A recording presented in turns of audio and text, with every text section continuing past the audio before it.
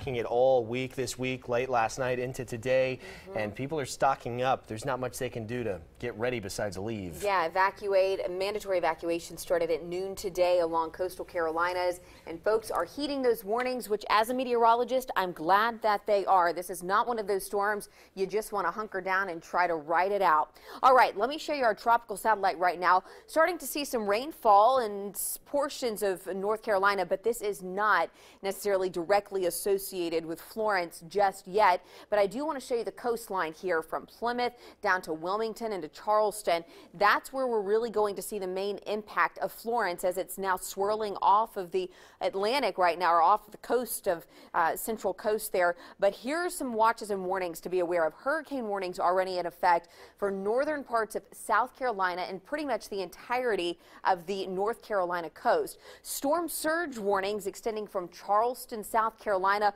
all the way up to the Virginia, North Carolina border there. And look how far inland, because there's so many inlets in North Carolina, that's going to really force a lot of this water right in to many counties along the coastline. We even have tropical storm watches and warnings in well inland. Upwards of 80 to 90 miles inland could feel tropical storm force winds. That means 74, 75 mile per hour winds plus. So we are looking at a significant wind event, even 80 miles inland. This is not just something that's only going to impact the coastline. Right now, winds packing a punch, 140 miles per hour. It will continue that northwesterly track, expected to make landfall late Thursday afternoon into the early part of Friday morning as a strong Category 4 storm. We could briefly even see this storm flirt with Category 5 force winds. That's 156 miles per hour.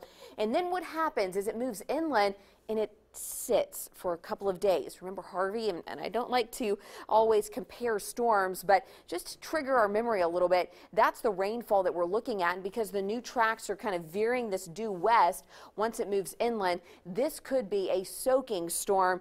Look at these rainfall totals that we could be dealing with anywhere between starting really Thursday when that rain starts to move in into early Friday morning, already at probably 10 inches of rain by Friday, and then by Saturday, 20 plus inches of rain from Charleston all the way up towards Lake Landing, if you're familiar with the coast there. For us, a little closer to home, still watching an area disturbance that's going to be making its way towards Texas, but it could enter into the Gulf very soon. We still have Isaac and Helene. Helene will be a fish storm. Isaac is going to move just to our west, and so it stays to our south, but it will be moving due west. Here's what we're looking at, though. I almost hate to say we're going to be seeing sunshine and warmer air in contrast to what folks along the coast will be seeing, but that is our local forecast. Tomorrow, an isolated shower possible, temperatures upper 80s, low 90s as we head towards the end of the week. Heat and humidity are back for the weekend.